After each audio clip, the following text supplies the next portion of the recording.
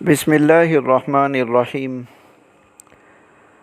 ائمہ فقہا میں حضرت امام ابو حنیفہ رحمۃ اللہ علیہ کو ایک بہت بڑا مقام حاصل ہے۔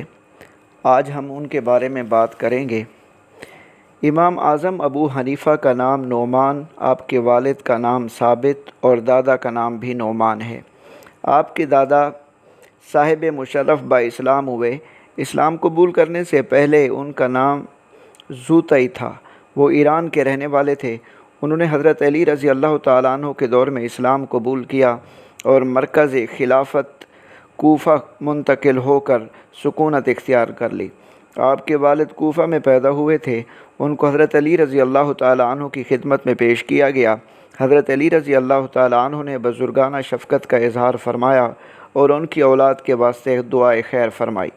امام صاحب 80 عیسوی میں پیدا ہوئے۔ یہ عبد الملک بن مروان کا عہد خلافت تھا۔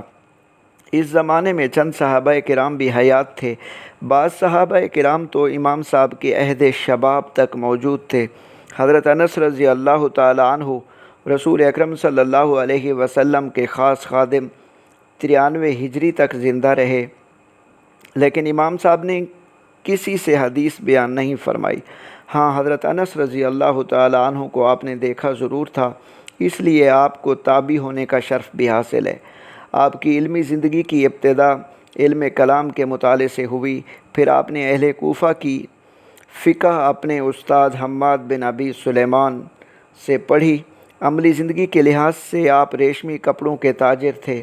علم کلام اور پیشہ تجارت نے آپ میں تحقیق اور رائے سے استصواب کرنے، احکام شرعیہ کو عملی زندگی میں جاری کرنے اور مسائل جدیدہ میں قیاس و استحسان سے کام لینے کی صلاحیت پیدا کر دی تھی۔ اس لیے آپ کے مذاہب کا نام اہل الرائے مشہور ہو گیا۔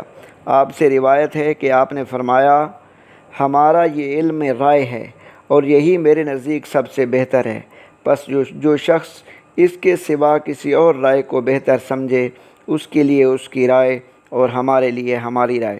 اور فرمایا، جب کوئی مسئلہ نہ کتاب اللہ سے ملے نہ سنت الرسول میں ہو تو میں اقوال صحابہ پر غور کرتا ہوں اور اقوال صحابہ کے سامنے کسی قول کو قابل اعتبار نہیں سمجھتا۔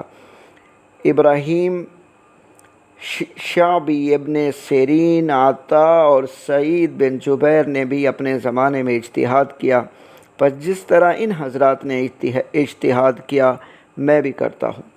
علم کی وجہ سے امام ابو حنیفہ کا لقب امام اعظم ہو گیا۔ آپ کے بارے میں امام شافعی رحمۃ اللہ علیہ نے فرمایا، علم فقہ سیکھنے والا ابو حنیفہ کا محتاج ہے۔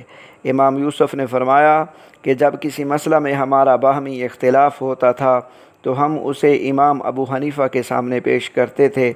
آپ اتنی جلدی جواب دیتے تھے کہ جیسے اسے اپنی آستین سے نکالا ہو۔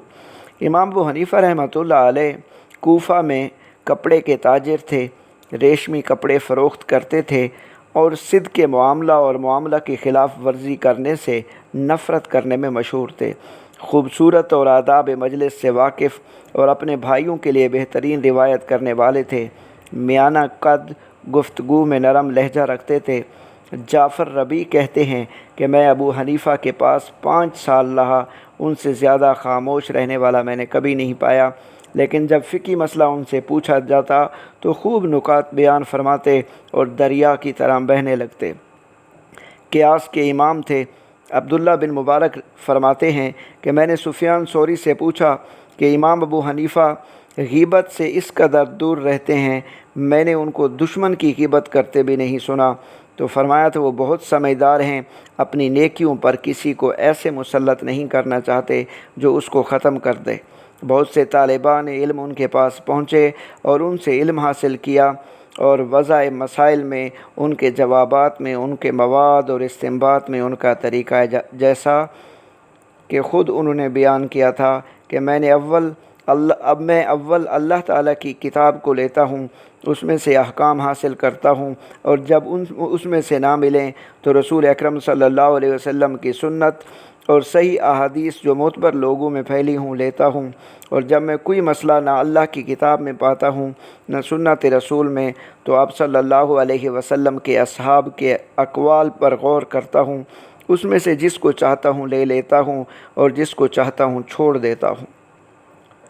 ان کے قول کے علاوہ کچھ نہیں لیتا، لیکن جب معاملہ ابراہیم اور شعبی اور حسن اور ابن سیرین اور سعید تک اور بھی کئی مجتہدین کے نام لیے پہنچتا ہے، تو جیسے انہوں نے اجتہاد کیا، مجھے بھی حق ہے کہ میں اجتہاد کروں۔